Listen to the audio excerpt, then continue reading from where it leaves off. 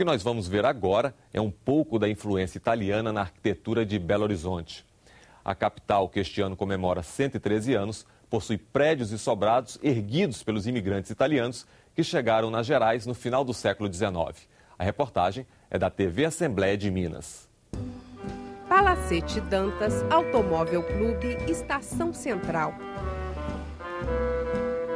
Símbolos de Belo Horizonte com o toque da Itália.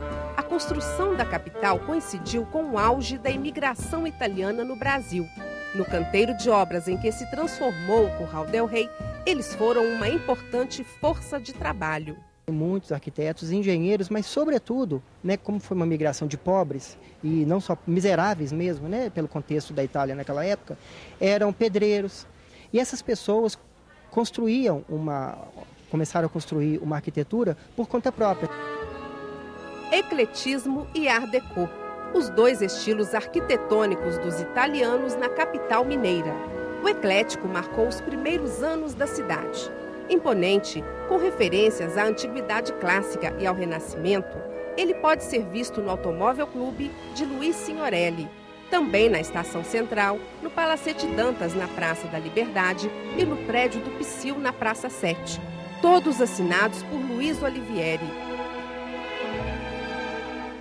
Minas Gerais foi o terceiro estado brasileiro que mais recebeu imigrantes italianos, atrás apenas do Rio Grande do Sul e de São Paulo. No final do século XIX, mais de 50 mil italianos chegaram a Minas para trabalhar na lavoura, nas indústrias de Juiz de Fora e na construção da nova capital. Em Belo Horizonte, eles ergueram não apenas prédios públicos e comerciais, fizeram também residências, como esta, projetada por Luiz Olivieri na Rua Timbiras.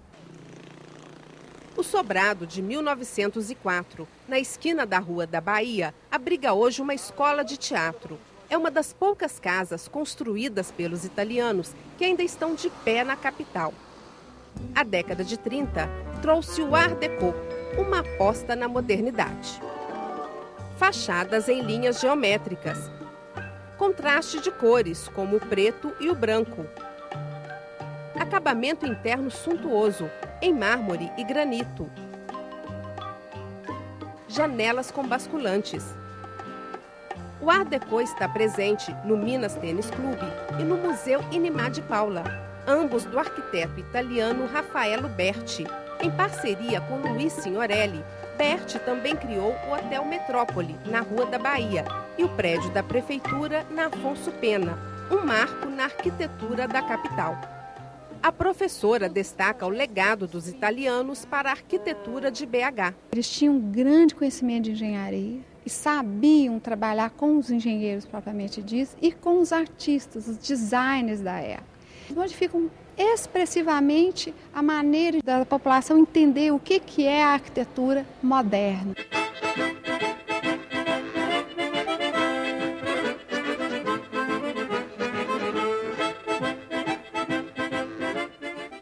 Um passeio pela história de Sergipe. Você vai conhecer o Palácio Olímpio Campos, tombado em 1985.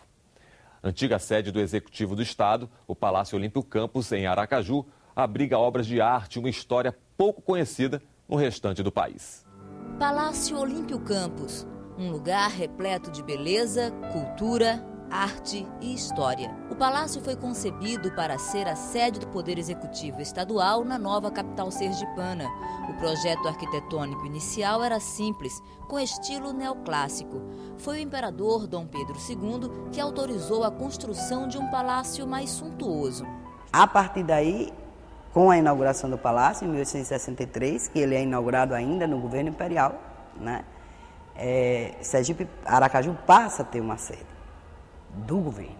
Durante décadas, o palácio foi palco de grandes decisões políticas e eventos sociais dos governadores sergipanos. O velho palácio vai agora sediar um acervo com memória importante da história do estado de Sergipe, de seus líderes, dos principais acontecimentos do estado.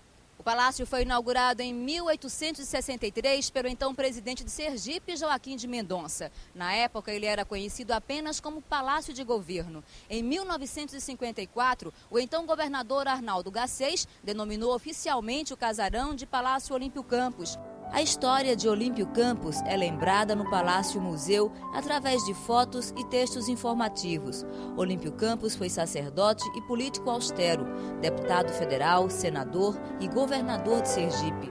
O palácio possui cerca de 1.000 metros quadrados, distribuídos em 2 pavimentos. Em toda parte, história e arte se entrelaçam e encantam.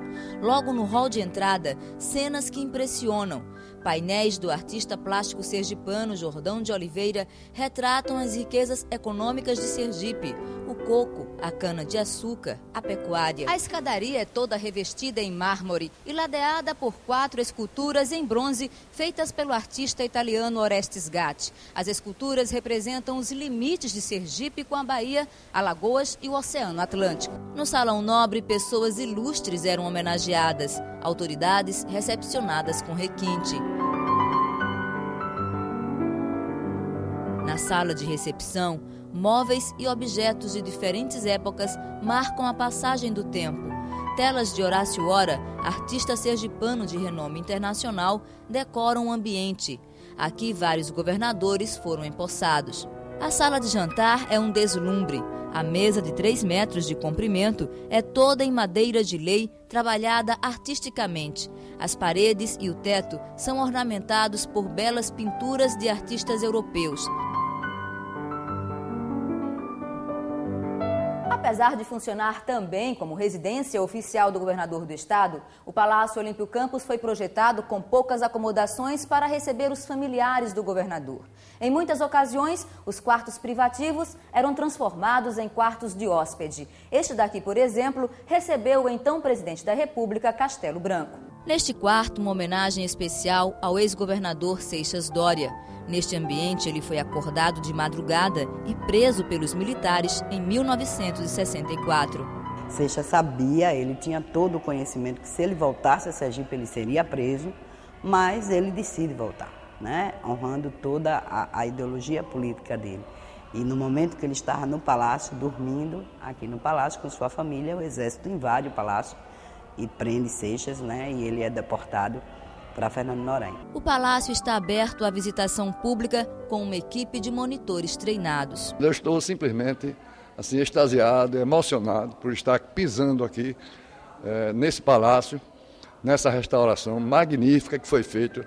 O Olímpio Campos agora passa a ser um local de lazer e de cultura, um local para preservarmos a história de Sergipe.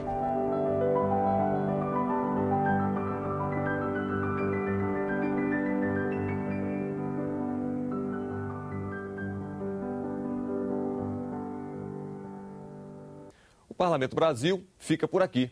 Para você participar do programa com opiniões e sugestões, mande sua mensagem para a gente.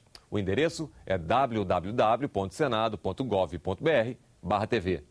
Obrigado pela sua companhia. Nós esperamos você no próximo programa. Até lá!